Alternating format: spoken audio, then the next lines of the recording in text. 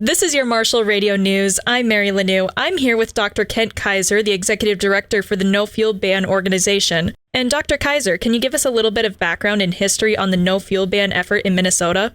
Yes, this is an effort that we started a couple of years ago when this legislation was proposed at the state capitol in St. Paul, and we started out under our other organization, the Domestic Policy Caucus, and we spawned this organization off on its own because it's such an important issue for our state. And we've had a lot of support from a lot of different areas of the state and from different organizations and different individuals because it really is a concerning piece of legislation that's been battered about there in St. Paul, and we really need to defeat it. With our area being a largely farming community, how is this ban on liquid fuels impacting farmers' operation costs and efficiency? What we're talking about is a liquid fuel ban, and that sounds like an absurd idea on its face, but it is actually what we're talking about here. At the legislature, they're calling it the Clean Fuel Standard, which makes it sound really great, because who doesn't want something clean? Everybody wants, clean air and clean water and clean everything, but Clean Transportation Standard literally means that they want to eliminate liquid fuels from the state by the year 2050. Well, what that does for operating costs for farmers, just as an example, we estimate would raise the cost of fuel by $4 per gallon. So that's not the cost per gallon, but how much the fuel will go up by a gallon by 2040. And by 2050, the idea behind this legislation is that liquid fuels would be eliminated altogether. That's all liquid fuels, including diesel, biofuels. And so that brings me to the next point in terms of the agricultural areas. This legislation really would hit rural areas from two different directions. Obviously, those of us who have lived in rural Minnesota know you have to drive a long way to do anything, really, to get the groceries or take the kids to school or to do your work. And so you pay more for gas in the first place. And then the second thing is, of course, we've spent billions of both private dollars and public money, tax dollars, to build up our biofuels industry in the state of Minnesota. And this legislation would just flush that all down the drain because, of course, biofuels are not carbon neutral or carbon zero. And so they also would be eliminated by the year 2050 under this legislation. So that would eliminate that whole industry from rural Minnesota. So again, this legislation, as absurd as it sounds, it's actually getting serious consideration over the last 2 years and into the future it will too. It's getting serious consideration, and yet it's going to hit rural Minnesota from two different directions, really. Are there any protective measures in this bill for rural America where, we need those big quad tracks to push through fields in the springtime when, our weather conditions are different than California? Are there any protective measures being discussed right now for rural America? There are not, and we have had some of our people who have helped us to criticize this legislation gone to the legislature and tried to get carve-outs for, say, biofuels, but those are not in the bill. Those are not in the law. This really will hit rural Minnesota very hard. It's been a little bit, like I say, we've had some organizations who have been up there at the state legislature along with us lobbying against this bill. It's been a little surprising about how some of the agricultural groups have not been part of this and haven't expressed the same concerns as some of the others have. Of course, this is going to hit all of rural Minnesota really hard and all of the agricultural community, not just those who are directly involved with biofuels. And so we'd love to see more agricultural interests helping us to defeat this absurd concept in St. Paul. Kind of on that point, the big push towards electric vehicles is because of that carbon neutral footprint. So what really are the differences between a gasoline and electric vehicles in terms of environmental pollution, especially in Minnesota? Well, yeah, that's a great question because, of course, people who drive electric cars, and by the way, we're not opposed to electric cars. If people want to drive them, that's fine. But we don't think that people should be forced into it through legislation like this. But of course, I think most people know that an electric car is not carbon zero. Obviously, to build the thing requires some carbon. Of course, we've got the electric charging stations, and there's the electricity that has to fuel the recharging stations, and that's not carbon neutral. And there's the batteries that go into these cars that do need to be swapped out every once in a while, and those are not carbon neutral. In fact, those have a really big impact on the environment overall because of the rare earth metals that are mined in order to create them.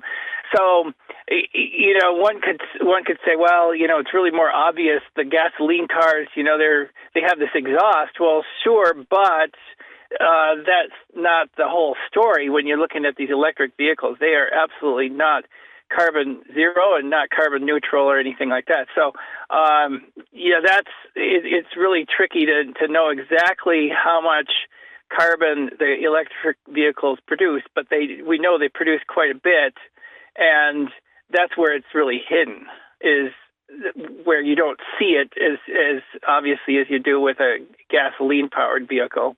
Inflation has been a major issue for countless Minnesotans across the state. How much more will bans on fossil fuels and just liquid fuels in general in vehicles cost families? Well, we're talking about thousands of dollars a year. I mean, because, again, we estimate by 2040, and that's not that far off. 15 years from now is not that far off for the impact of this to be $4 per gallon. And you think, everybody drives a little bit differently. I know personally I drive about 25,000 to 30,000 miles per year.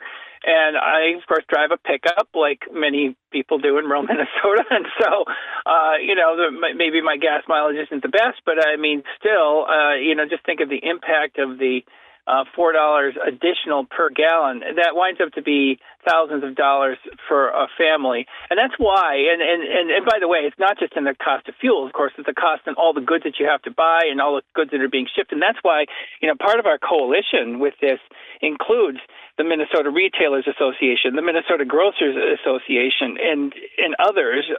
They're all concerned about the cost, not just of the fuel, but of all the goods that need to be shipped all across Minnesota to various stores and to the grocery stores and everything. You just think of the cost of fuel alone, that's going to be thousands of dollars. The additional cost of groceries and other goods that you need to buy, it's really not, it's impossible to know exactly how much that's going to be. But, of course, we all know that fuel costs are a major driver of inflation. That's always been the case. When fuel costs go up, you see the inflation rate go way up. And when the fuel costs come down, you see the inflation rate go back to something more reasonable. And this unreasonable legislation would, we think, create unreasonable inflation for every Minnesota family. Especially in rural Minnesota, most of our listeners aren't going out buying a new vehicle every single year. They're using a vehicle to its fullest extent. With that being said, will most rural Americans be able to afford a new electric vehicle? Well, that's a really great question, because the cost of electric vehicles at this time is, I think most people probably recognize, very high. Like I say, I drive a normal pickup, and I one day I saw a vehicle go by, a Rivian actually, and then I went and looked up the cost of that Rivian. Well, it was literally 3 times as much as the vehicle that I have, and even the used market is very, very high, and so it's really not within reason for a normal Minnesota family to be able to swap out their current vehicle for an electric vehicle. And again, we're not opposed to electric vehicles. If people want an electric vehicle, they should have the right to buy one, but it shouldn't be forced upon them. And in this case, we're really forcing people. It's like a big tax, of course, to be able to force people to have to buy a vehicle that is far more expensive than what they normally would buy. Yeah, and even with Minnesota winters being known to be far, far more worse than any California winter could be, are the fuels and vehicle bans in Minnesota even feasible for our geographic and weather conditions up here? Well, that's another great question, because, we know that the distance that you can go with a battery-powered vehicle is far less than a fuel-powered vehicle. And we've heard stories of people who've had electric vehicles who maybe set out from the Twin Cities to go to Duluth and in the middle of the winter and found that they were getting far, far fewer miles on a charge. And that's a real concern. And then, of course, the other concern is, the infrastructure that exists to recharge your battery for your electric vehicle. I mean, a whole other issue, and of course, a huge expense to put in the battery recharging stations all over the place. And if you're going on a longer trip, let's say you were going out to North Dakota or something to see relatives at Christmas, you'd really have to be very careful about what route you took and to make sure that there would be recharging stations. And then sometimes you get to a recharging station and it doesn't work. So it's really impractical from a couple of different standpoints for anybody who's having to drive long distances. One is, again, like you said, the distance that one can go in the cold weather, and then, of course, the distance that you can go between charging stations and what route you have to take to make sure that you can actually get to where you need to go. I just want to say this has been an amazing conversation. I've personally learned so much just from listening for you. But for individuals in our community who maybe want to learn more about this ban and what they can do, where can they go find more information? Well, we have a website set up at nofuelban.com. So NOFUELBAN.com. And we encourage people to go there and keep track of what is happening with this legislation. Obviously, we're not in the session right now, but we really want to get the word out, especially to the agricultural community, because, again, there have been some agriculture groups that haven't really been on board helping us to defeat the stupid idea, and we need all the help we can get because it will impact, especially greater Minnesota, far more than it would anybody in the urban areas. And so we really do encourage people to go to nofuelban.com and become informed and involved. Is there any other final thoughts you'd like to add before wrapping up this conversation? I think we've hit it all. I really appreciate the time and really appreciate you getting the word out because this is what we need in rural Minnesota. And I'm going to be next week out at Farm Fest and talking to people and talking to officials and talking to farmers and anybody I can really about this issue so that we can get people motivated to help defeat it. Well, this has been Dr. Kent Kaiser, the Executive Director of the No Fuel Ban organization, and Mary Lanou on your Marshall Radio News. Thank you so much for talking with me today, Kent. Thank